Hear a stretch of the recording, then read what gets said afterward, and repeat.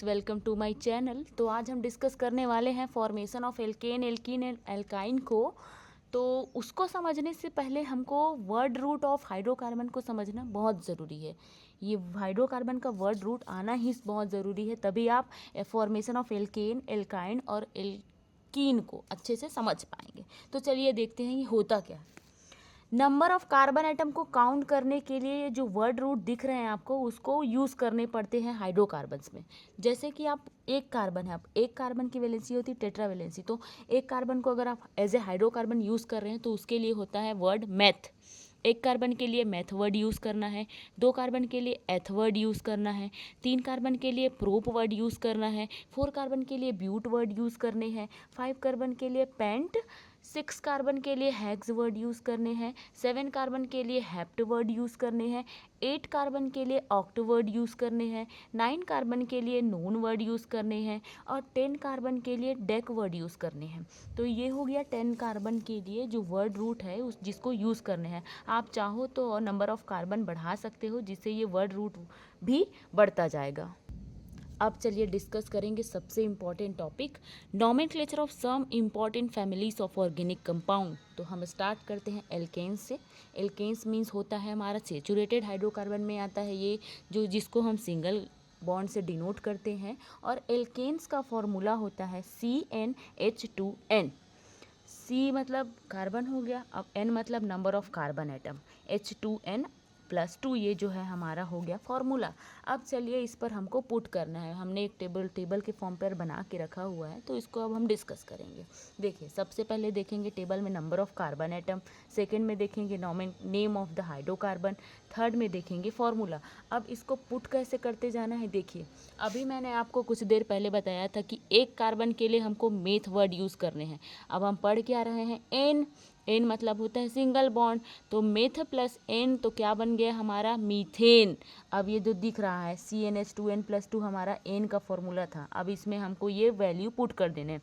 अभी हमने कितने कार्बन लिए, C1 लिए हैं प्लस H2।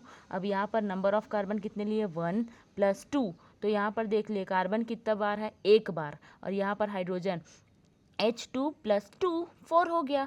तो एक कार्बन की वैलेंसी कितनी हुई, यहाँ पर 4 वैलेंसी हुई। तो फॉर्मूला हमारा हो गया CH4। अब यहाँ पर देखिए दूसरे कार्बन के लिए सेम टू सेम ऐसे ही बनाना है। तो 2 कार्बन के लिए हमने वर्ड यूज़ किया था एथ, प्लस यहाँ पर एन पढ़ रहे हैं तो एन हो गया। तो एथ प्लस एन क्या हुआ, इथेन हुआ। अब इथेन की जो वैल्यू है इस वैल्यू में फिर से पुट कर दीजिए। यहाँ पर नंबर ऑफ कार्बन आइटम हमने कितने लिए, 2। H2 ऑलरेडी वैल्यू दिया गया है, तो नंबर ऑफ कार्बन यहाँ पर फिर से 2 यूज़ कर लो, +2। तो यहाँ पर देखो C2 हो गया, और यहाँ तो 2 2 ज़ा 4, 4 + 2 6 हो गया। तो H2 जब हमने लिया तो ये देखो इसमें 6 कार्बन बन रहे हैं, ठीक है। वैसे ही आपको देखो C3 के लिए यूज़ करने हैं कार्बन। अगर हमने 3 यूज़ कर रहे हैं कार्बन, तो उसके लिए एक वर्ड यूज़ करते थे प्रोप। तो प्रोप प्लस एन क्या हो गया, प्रोपेन। अब यहाँ पर फिर से वही वैल्यू पुट करते जाना है। कार्बन 3 हो गया, H2 और नंबर ऑफ कार्बन यहाँ पे 3 + 2। तो देखो 2 3 ज़ा 6, 6 + 2 कितने हुए, 8। तो यहाँ पर वैल्यू हो गई C3H8। वैसे ही नंबर ऑफ कार्बन देखो 4 कार्बन के लिए कैसे यूज़ करेंगे, 4 कार्बन के लिए वर्ड यूज़ करना है ब्यूट। तो ब्यूट प्लस एन क्या हो गया, ब्यूटेन। तो यहाँ पर देखो C4, H2 था तो 2 यहाँ पर 4 ऐड कर देने +2। तो 2 4 ज़ा 8, 8 + 2 10, C4H10 इसकी वैल्यू हो गई। वैसे ही आपको C5 के लिए फाइंड आउट करने हैं पेंटेन, C6 के लिए फाइंड आउट करने हैं हेक्सेन, C7 के लिए फाइंड आउट करने हैं हेप्टेन, C8 के लिए फाइंड आउट करने हैं सेम। देखिए C9 के लिए भी वैसे ही फाइंड आउट करने हैं, C10 के लिए। चलिए एक और बता देते हैं C10 का। C10 मतलब हो गया हमारा डेकेन। तो कार्बन एटम कितने हैं हमारे यहाँ पर, 10 प्रेजेंट है। फॉर्मूला में H2 ऑलरेडी दिया गया था, and number of carbon atom हम कितना यूज़ कर रहे हैं, 10। तो 2 10 ज़ा 20, 20 + 2 22। तो C10H22 हमारा किसका फॉर्मूला बन गया, डेकेन का। स्ट्रक्चर ऑफ एल्केन, अभी मैंने बताया एक कार्बन के लिए वर्ड यूज़ करते हैं मेथेन या फिर मेथ वर्ड यूज़ करते हैं। तो एन के साथ कर रहे हैं तो meth plus ane = methane. Carbon है यहाँ पर 1। अब एक कार्बन, अब आप लोगों को पता है कि एक कार्बन की वैलेंसी कितनी होती है, 4 होती है। मतलब वो 4 तरीके से बॉन्ड का फॉर्मेशन कर सकता है।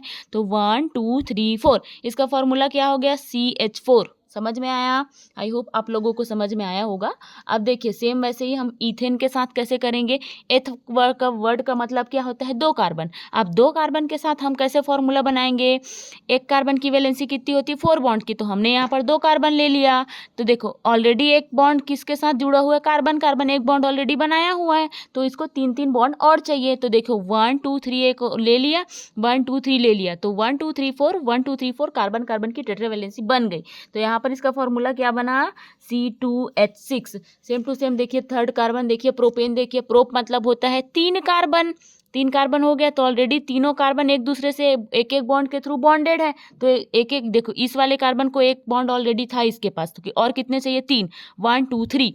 इस वाले कार्बन के पास देखो 2 बॉन्ड था ऑलरेडी, कार्बन कार्बन के साथ जुड़ा हुआ है, तो इसको और कितने चाहिए? 4 बनाने के लिए 2 और चाहिए था। और इस वाले कार्बन पर आप लोग ध्यान से देखिए एक ऑलरेडी था, तो 4 बनाने के लिए 3 और चाहिए। तो टोटल फॉर्मूला कितना? 1 2 3, कार्बन 3 है, 1 2 3 4 5 6 7 8, हाइड्रोजन कितने हैं? C3H8। इसका फॉर्मूला बन गया।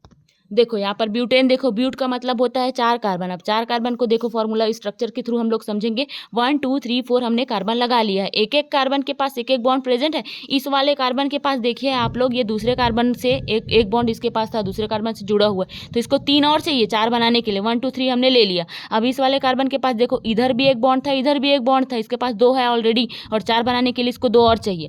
इस वाले कार्बन को देखो इधर भी एक बॉन्ड था, इधर भी एक बॉन्ड था, तो 4 बनाने के लिए 2 और चाहिए था। इस वाले कार्बन के पास देखो सिर्फ एक ही है, तो 4 बनाने के लिए हमने 3 और लिया। तो टोटल इसका काउंट करो आप लोग, फॉर्मूला क्या बनेगा? 1 2 3 4 इसका फॉर्मूला बन गया। और हाइड्रोजन को देखो 1 2 3 4 5 6 7 8 9 10, सॉरी टोटल इसका 10, यहाँ पर 10 कार्बन जो हाइड्रोजन जो है इसके साथ जुड़ा हुआ है। सेम टू सेम आप पेंटेन को देख लीजिए, पेंट मतलब होता है 5 कार्बन। अब 5 कार्बन के हिसाब से आप हाइड्रोजन अटैच करते जाइए, उसकी वैलेंसी टेट्रावैलेंसी होती है, तो इसका भी फॉर्मूला हो जाएगा C5H12।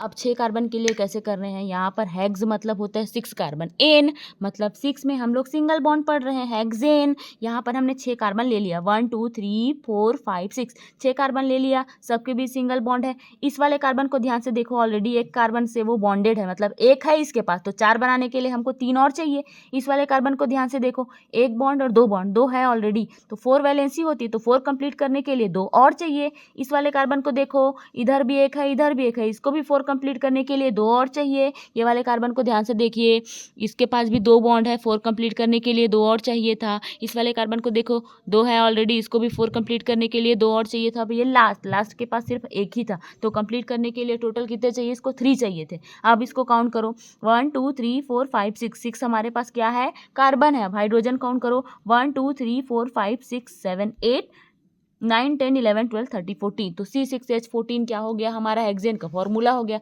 सेम वैसे ही हेप्टेन करना है, हेप्ट मतलब होता है 7 कार्बन। 7 कार्बन के साथ आपको हाइड्रोजन की वैलेंसी पुट कर देनी है, फिर इसका फॉर्मूला निकल जाएगा। सेम आप लोग देख लीजिए, ऑक्टेन के साथ वैसी करनी है। याद रखना आप सभी को, जो इसकी वैलेंसी होती है कार्बन की टेट्रा वैलेंसी, उसको यूज़ करने हैं। मतलब कार्बन 4 तरीके से बॉन्ड बना सकता है, उस चारों को कंप्लीट किए बिना हम चेन का फॉर्मेशन नहीं कर सकते। यहाँ पर देख लिए कार्बन का क्या है, ऑक्ट मतलब 8 कार्बन होता है, हमने 8 कार्बन बना दिया। अब एक एक कार्बन की वैलेंसी 4 कंप्लीट करते जाना है, देन उसका फॉर्मूला अपने आप आपको फाइंड आउट कर लोगे आप लोग। फिर देख लो नोनेन का 9 कार्बन है, यहाँ पर दिख रहा होगा। फिर एक एक कार्बन से उसकी वैलेंसी जो है टेट्रा वैलेंसी कंप्लीट होते गई है। इस चीज़ को आप लोगों को बनाते जाना है। एक कार्बन की वैलेंसी देखो ऑलरेडी एक बॉन्ड बना हुआ है, तो 4 बनाना था हमको, तो 3 तरीके से यहाँ पर जोड़ दिया गया है।